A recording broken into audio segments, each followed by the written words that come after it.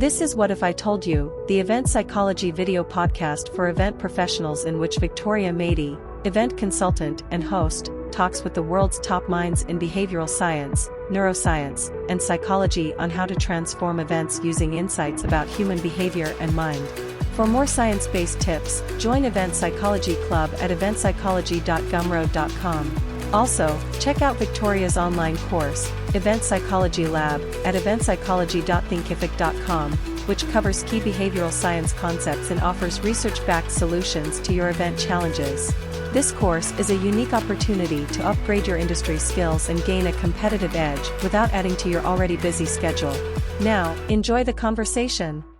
Hello, I'm Victoria WIITY, and this is What If I Told You, the event psychology podcast, where I talk all things event psychology, that is how to apply brain science insights in events. And today is a very special episode, and I have a very special guest, Jeanette Andrews. And Jeanette is a magician.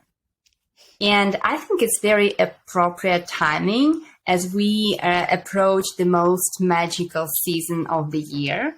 So, Jeanette Andrews is hailed as one of the most innovative illusionists in the world today and has staged hundreds of sold-out and standing room-only performances for Fortune 500 companies, theaters, and universities, including Infiniti, Kraft, Thermo Fisher Scientific, Lyric Opera, and Chicago Ideas Week. Jeanette, welcome. Thank you so much for coming on the show. Thank you. Thank you so much for having me. I'm so excited to be talking with you. Right. Jeanette, let's get to it. What is a sensory illusion? Yeah, so as a bit of backstory, to kind of answer your question in what will at first seem like a roundabout way, so my background is as a technically trained magician. That's what I did my first magic performance for my preschool class when I was 4. I got paid to do a magic performance for the first time when I was 6, and this is the only job I've ever had. So I've just been sleeping, and breathing this my entire life. So I've spent really the whole, really my whole life and the whole early part of my life very involved, in the magic community and, being a magician, which I think people primarily think of as a mainly visual thing. But as somebody who has done this forever, you start to realize that so much of magic is about perception and about kind of the flexibility of our perceptions, which is a really comprehensive experience that really is constituted, you all in events understand this so well. It is our whole experience. And it's the whole context of what we are, kind of immersed in. And so certainly within magic, that involves other things. It involves what you're hearing, both maybe from the sounds the objects are making to what I'm saying versus what other people are saying, to then sometimes the smells that you're experiencing. I've done a lot of magic, especially pre-COVID. I've done a lot of magic exploring scent. And, there was very little previously done of magic using smell. And so, really did a lot with that, as well as also thinking about, how do we feel things? What are the objects, especially used in magic? What do they feel like?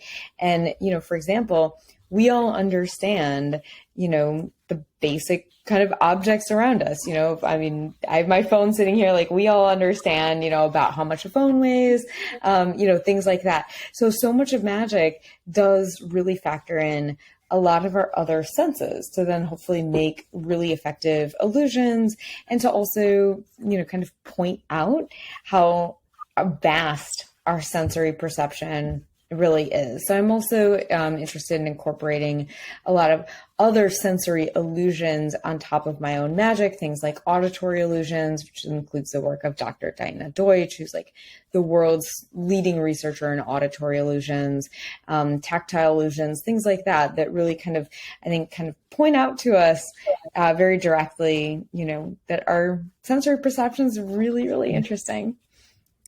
Yeah, that's that was one of my questions actually, because I think that we are used to visual illusions mostly. Right. And I told you that I recently visited the Museum of Illusions in Chicago, and I was like, this is all great, but it's all mostly focused on our sense of vision.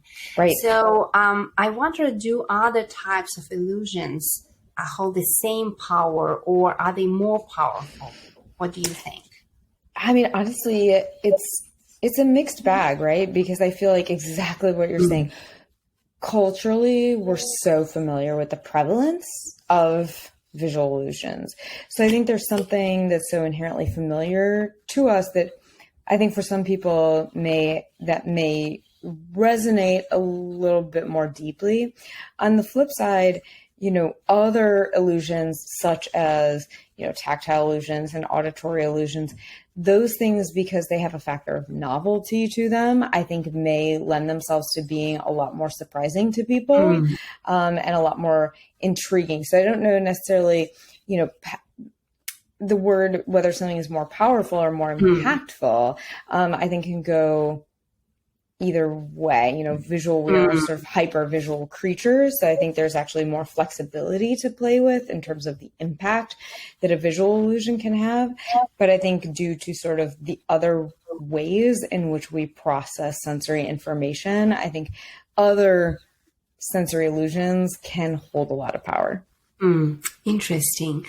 My next question is, over the years, you have mastered your pieces while also exploring the science behind human senses, right? And this is interesting because I think not every magician does that.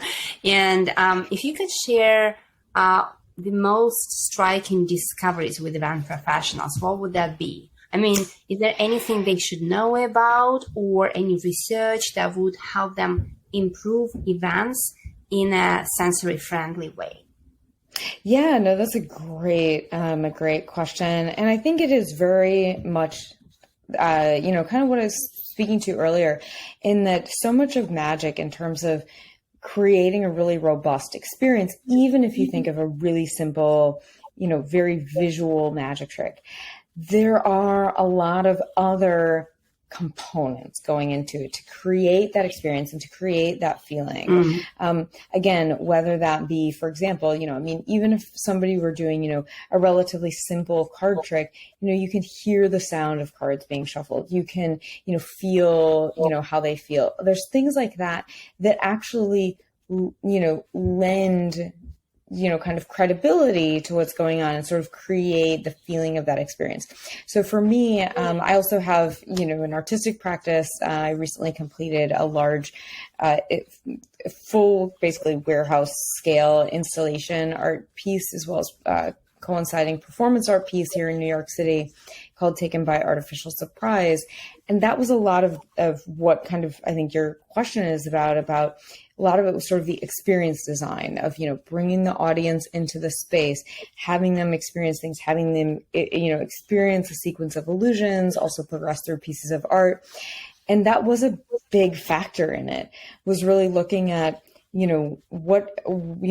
again, very basic things that we're all kind of familiar with, but what are the color palettes here? What are the music? What is the overall feel in terms of every single material that was chosen? The actual, textiles that were chosen were things that were really, really unusual. Like I used a lot of vinyl. I used latex.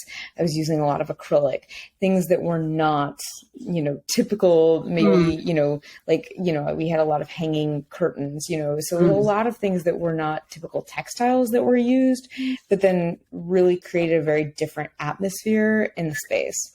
As an aside, there's a really amazing book that was put out that I think a lot of people listening would appreciate just as much or more than I do, called Designing with Smell.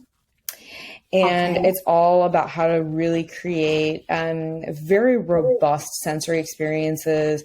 They looked at it. It's an academic piece. I'm like, it's on my bookcase right here. I'm tempted to grab it, but they were looking at it from, commercial and retail spaces, theatrical spaces, industrial spaces, like all different types of spatial and experience design, but designing with smell.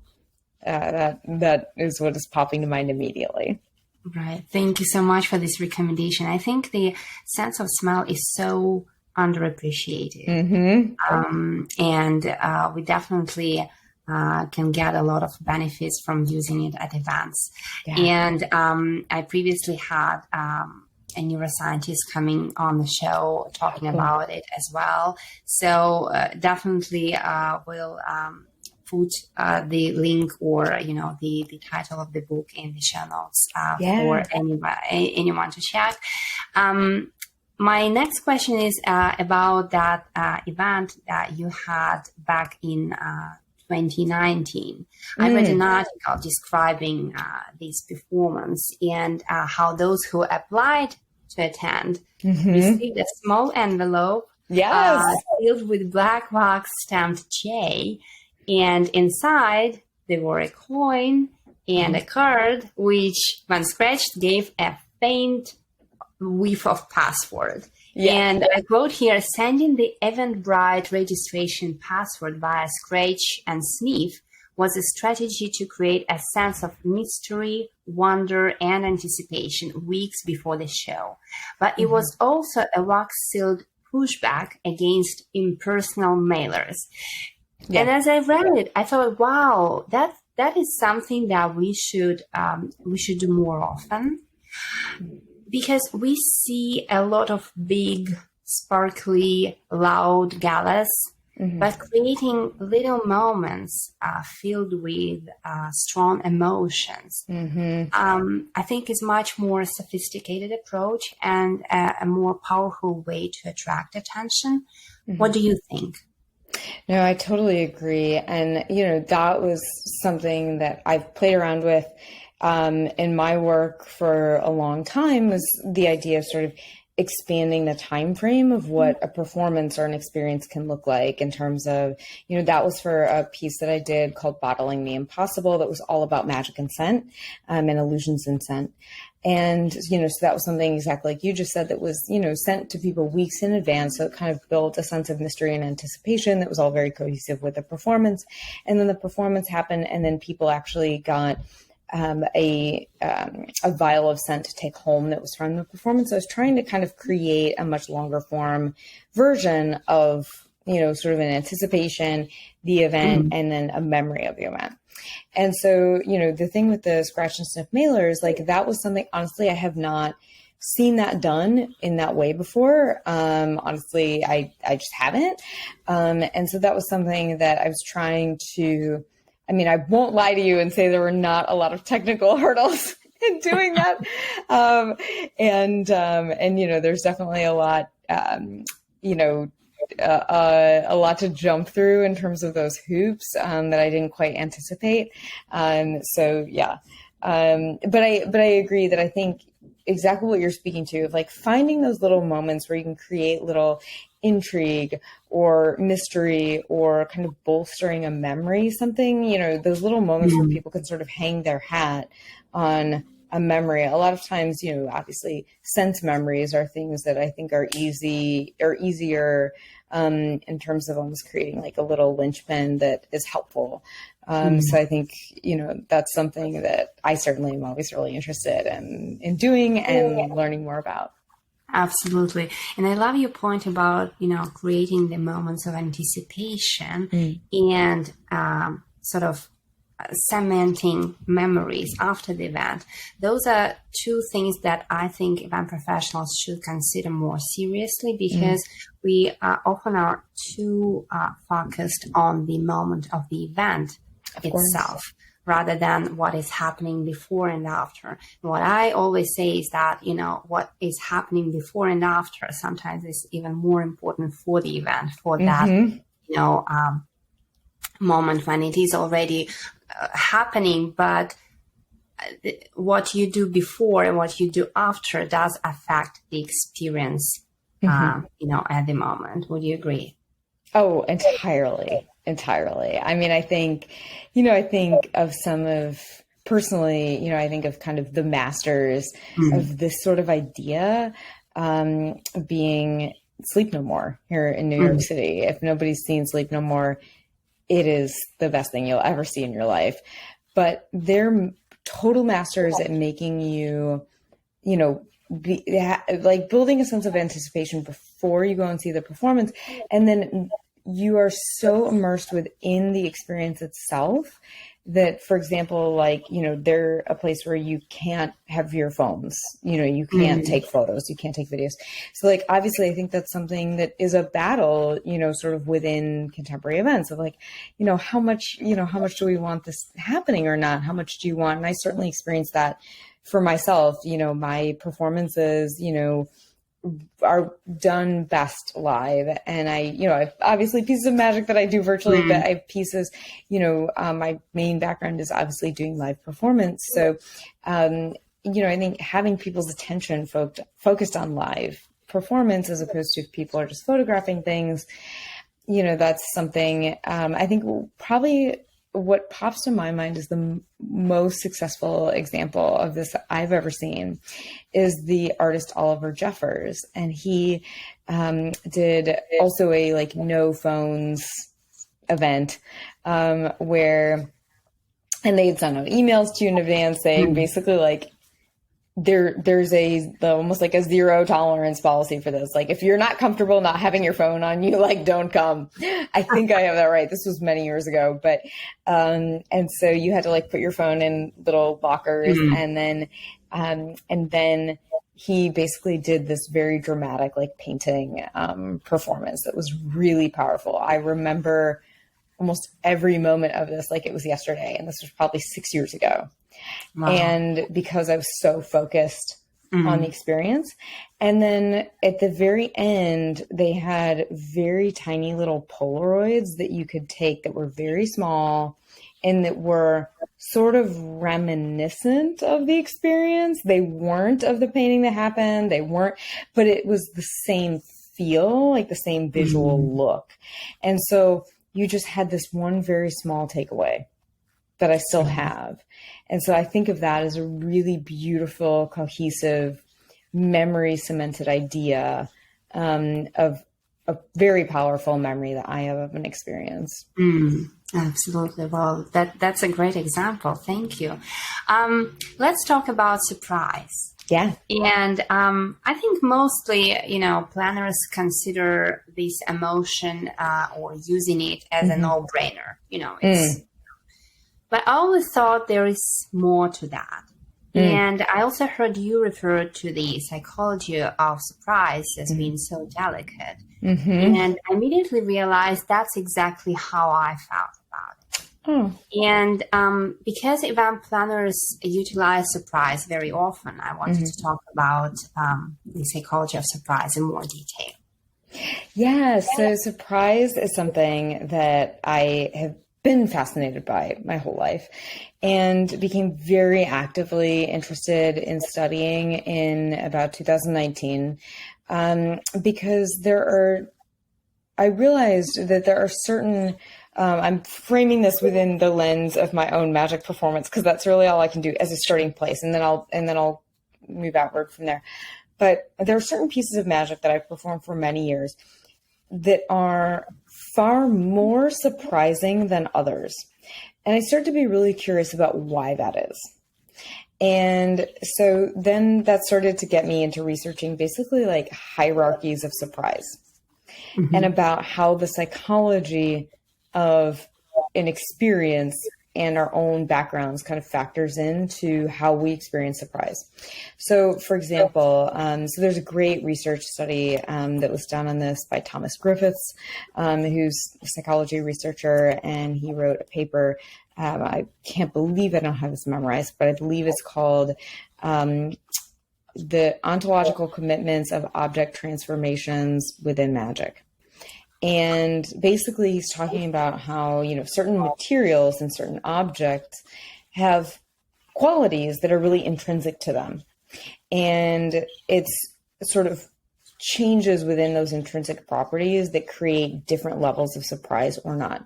So like, for example, if you think about watching a magician, hypothetically change, a glass of water into a glass of milk, that's surprising. Mm-hmm. It's not as surprising as changing a glass of milk into a dove. Mm-hmm. It's probably the glass of milk to dove is also somehow feels more surprising, arguably, than like changing the glass of milk to like a dinosaur or something. Because with the glass of milk to dove, there's a similar color, there's a similar scale. The type of material is not similar, but they're both like a softness, to them. And there's like a fluidity in a certain way. And then, but the level of animacy is going up. You're having a sort of what either is arguably an inanimate or semi-animate object in milk, then becoming an animate, living being. So like, there's very like, that's sort of I could talk about the psychology of surprise for like 80 hours straight, but that's sort of like a very base level. So, and then we also think about things like the relationship between surprise and then things that seem weird or things that seem eerie, and like, what is the difference there? And so, there's a great book by Mark Fisher, who's mainly an anthropologist, where he talks about, the weird, like we feel like things that are weird are things that are often sort of out of place or out of time. Like if you saw, a log sitting, like just a severed log sitting on a train, that seems weird. It's both surprising and probably weird because it's not in the right space. So there's certain different things like that are very surprising, kind of for some of those reasons. And that's the sort of thing that I find really interesting. And a lot of it is sort of my last point on this, is sort of all with this fundamental bet of expectation violation is what is at the root of a lot of these things. We have expectations about so many things around us, about the objects, about processes that we go through. I mean, even basic things like I'm going to an event tonight. I'm anticipating there to be a coat check that is going to work in a very certain way, and so if there's something really interesting that happens with that coat check that's going to totally, violate my expectation of what a coat check is, suddenly that's really interesting. And honestly, I can't think of an event I've ever been to that's had like a really interesting coat check. So, so it's like that's something that honestly I'd be like, oh my gosh, this is the one time in my life I've seen, a coat check that was, on a boat, or I don't know, so it's, so there's something, so I think there's so much about looking at like our fundamental expectations of people, behaviors, processes, spaces, objects, materials, and then how we sort of subvert those to create memorable and interesting things. That's fascinating, right? I think even though we do use surprise in events so often, I'm listening now to you and I'm thinking that we haven't even touched on, the most, the potential of it yet, because there is so much when you look, from the angle of science of surprise, right? And there is so much more potential and, applications, right? Okay. Well, and talking about surprises, I can't help but ask you if you could show us a piece of magic today, because it's a video podcast, we have this opportunity. Yeah. No, I'm happy to show you one or two quick pieces of magic. And I'll start out by showing you literally something very, very small first, because we've been talking so much about perception. And this is a very small demonstration of this using just 2 rubber bands. So I'll place one in between my fingers and turn it so it's really sort of perpendicular to the camera. And I'll drop a second one right down behind it. So it's on the, the interior here. So you can hopefully see that they're very locked together. But if you just, with a little shift just like this, they just pass right through each other. Oh my gosh, that's Thank you. And I have one other thing I'll share with you too that I'm actually going to pop out my headphones for, but I'll give you a little intro on it first, because this is one of my favorite pieces of magic. This is something that was shared with me from one of my early mentors, but it's also one of the oldest pieces of magic in written human history. We actually know that this goes back to 1584 at least. We can trace it back at least that far. And it uses just a couple of small items, which are a candle and a spool of thread. So bear with me.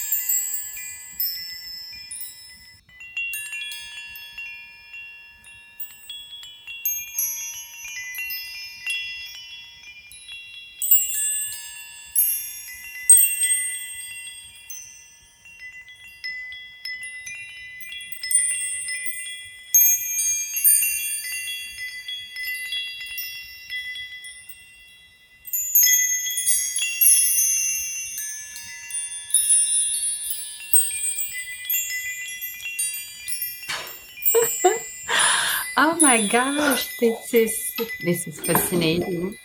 Thank you so much. This is magic. All I can say, this is magic. Oh, thank you. Oh, thank you. Thank you so much. A couple of final quick questions. Of course. So the first is, what would you say is the single one science insight that event professionals should apply immediately? Honestly, really just so much of what I think about this whole conversation is just looking at, are there little moments that you can look at in your events to then implement moments of surprise? And a lot of times I think that comes through sort of a little twist in a sensory experience. Right. And the last question is my signature question that I ask my guests at the end of every episode. So the podcast title is What If I Told You? Can you complete this sentence with any takeaway relevant to our conversation? So what if I told you? What if I told you that it might be possible to create an event where people could hopefully spur almost a biological memory of it months or years down the road? This is great. Thank you so much, Nat. It's just a fascinating, conversation and magical conversation, I would say. And I invite everyone to connect with Jeanette and experience her magic firsthand. Yeah. Thank you for tuning in to What If I Told You, the Event Psychology podcast. And for more brain science insights and for this episode recap, I invite you to join the Event Psychology Club. Also, if you want to upgrade your skills and get research-backed solutions for your events, I invite you to take the Event Psychology Lab online course that I created for event professionals like you. Until next time, bye-bye. Bye. Thanks.